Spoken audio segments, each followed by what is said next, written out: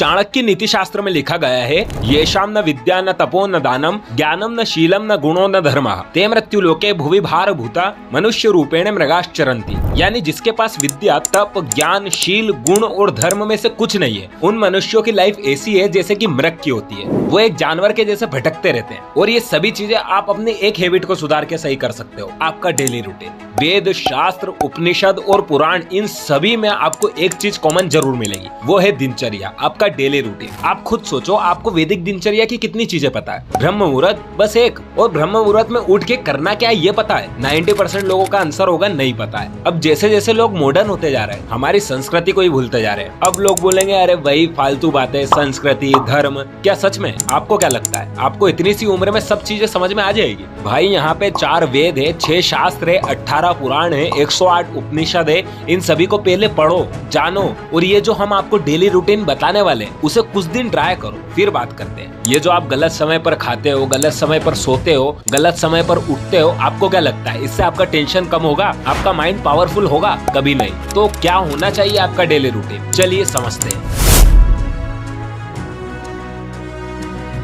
देखो, ये एक वीडियो में पूरी दिनचर्या को समझाना बड़ा मुश्किल होगा, तो हम करते हैं वीडियो को डिवाइड 5 पार्ट में। प्रभातचर्या, साधनाचर्या, दिनचर्या, रात्रिचर्या, और अंत में हम आपको वो मंत्र और श्लोक बताएंगे जिनका आपको रोज पाठ करना चाहिए। तो बात करते हैं प्रभातचर्या की। प्रभातचर्या में सबसे पहले आता है ब्रह्म मुहूर्त। देखो, एक दिन में 8 प्रहर होते हैं, दिन के 4 और रात के 4। एक प्रहर में 3 घंटे या 3.5 घटी होती है, जिसमें 2 मुहूर्त होते हैं। एक घटी 24 मिनट की होती है। दिन के 4 प्रहर होते हैं पूर्वाहन, मध्याह्न, उपराहन और सायंकाल। रात के 4 प्रहर होते हैं प्रदोष, निशित, त्रियामा और उषा। रात्रि का उषा प्रहर और सुबह का पूर्वाहन प्रहर के ठीक बीच में होता है ब्रह्म मुहूर्त, जो सुबह के 4 से 5:30 बजे के बीच का होता है। ब्रह्म मुहूर्त 8 प्रहर का राजा है। इस समय आपको किसी भी हालत में उठ जाना है। इस समय चलने वाली वायु को निशुल्क औषधि कहा गया है, इसलिए कहते हैं 1 morning breath is equal to 100 medicine. अब बात आती है ब्रह्म मुहूर्त में उठना कैसे। तो देखो, आपको दिन भर शरीर को इतना थकाना है कि आपके शरीर को आलसी होने का टाइम ही ना मिले। रात का भोजन आपको सूर्यास्त के पहले ही पा लेना है और 10 बजे के पहले सो जाना है। अब जब आप सोने जा रहे हो, बिस्तर पे हो, तब आपको आपके अवचेतन मन को आदेश देना है कि आप सुबह जल्दी उठ जाओ। अलार्म की आदत से जितना बचोगे उतना अच्छा है। अगर इतना आप 1 हफ्ते तक कर लोगे तो ब्रह्म मुहूर्त में डेली आराम से उठ जाओगे। इसके बाद आपको करना है कर दर्शन। जब आप अपने बिस्तर से उठो तो बिना आंखें खोले अपने दोनों हाथों को रगड़कर अपनी आंखों पर लगाओ और धीरे से अपनी आंखें खोलकर अपने दोनों हाथों की हथेलियों को देखते हुए ये मंत्र बोलो, कराग्रे वस्ते लक्ष्मी, कर मध्य सरस्वती, कर मूले स्थितो ब्रह्मा, प्रभाते कर दर्शन। कई लोग ब्रह्मा की जगह गोविंदा भी कहते हैं, वो भी ठीक है।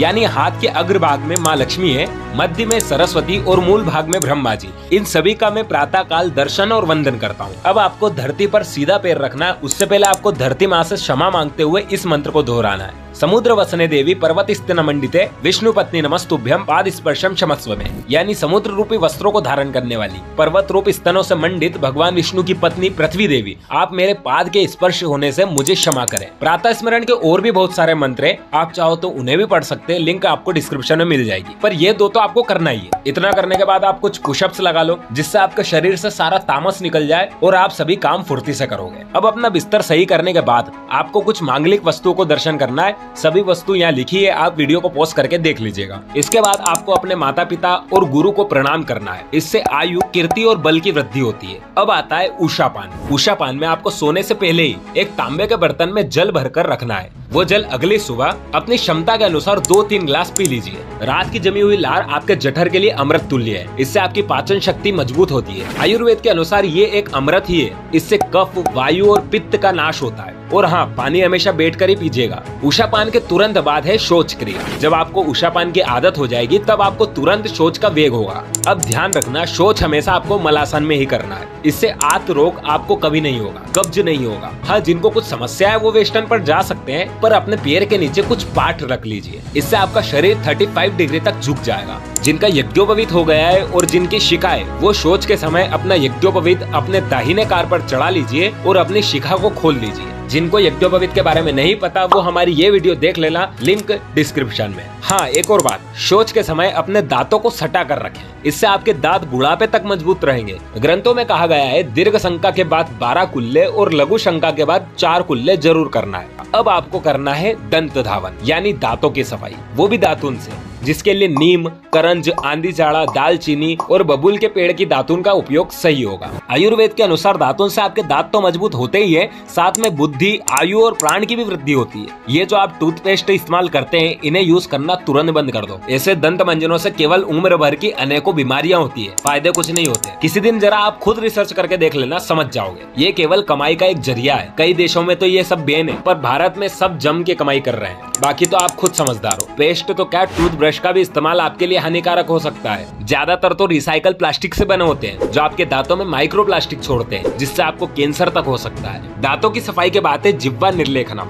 यानी जीभ की सफाई। पहले तो आप टूथब्रश से अपने दांत साफ करते हैं और उसी से जिह्वा भी साफ करते हैं। ऐसा आपको नहीं करना है। अगर आप दातुन करते हैं तो दातुन को बीच में से तोड़ लीजिए और उसे टंग क्लीनर के शेप में लाकर उससे अपनी जीभ की सफाई कीजिए, या फिर सीधा सीधा टंग क्लीनर ले आइए। इसके बाद आपको करना है कवल गंडूश। कवल यानी कुल्ला करना, और गंडूश यानी तिल का तेल या नारियल के तेल एक गुट इतना कुछ सेकंड अपने मुंह में रख के रखना है और चारों तरफ धीरे धीरे घुमाकर निकाल देना है। अगर मुंह में छाले या सूजन हो तो तिल के तेल की जगह आप दूध और घी के मिश्रण से भी गंडूश कर सकते हो। भारतीयों की ये बहुत पुरानी आदत है जो लोग अब भूल गए, पर मॉडर्न जमाना है, ऑयल पुलिंग नाम से अब धीरे धीरे वापस प्रचलित हो रहा है। कवल तो आपको डेली करना है, पर गंडूश आप हफ्ते में एक बार कर सकते हो। अब आता है स्नान। स्नान के भी 4 नियम है। मुनि स्नान जो होता है सुबह 4 से 5 बजे के बीच, 5 से 6 के बीच होता है देव स्नान, 6 से 8 के बीच होता है मानव स्नान, और 8 बजे के बाद का स्नान होता है राक्षसी स्नान। अब आप खुद समझिए कि आपको स्नान कब करना है। सुबह का स्नान तो आपको हमेशा ठंडे पानी से करना है। इससे शरीर में वीर्य और प्राण की वृद्धि होती है,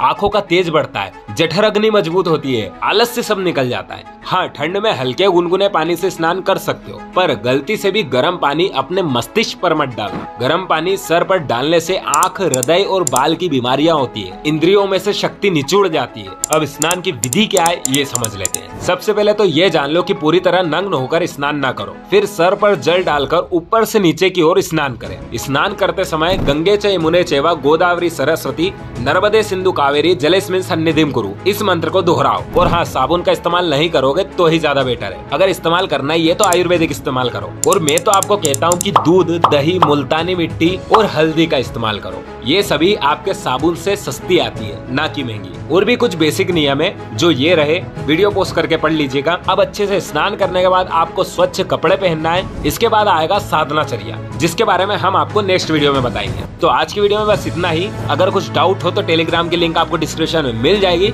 जाकर ज्वाइन हो जाएगी। मैं मिलता हूँ आपको अगले खास वीडियो में। जब तक के लिए हरे कृष्ण।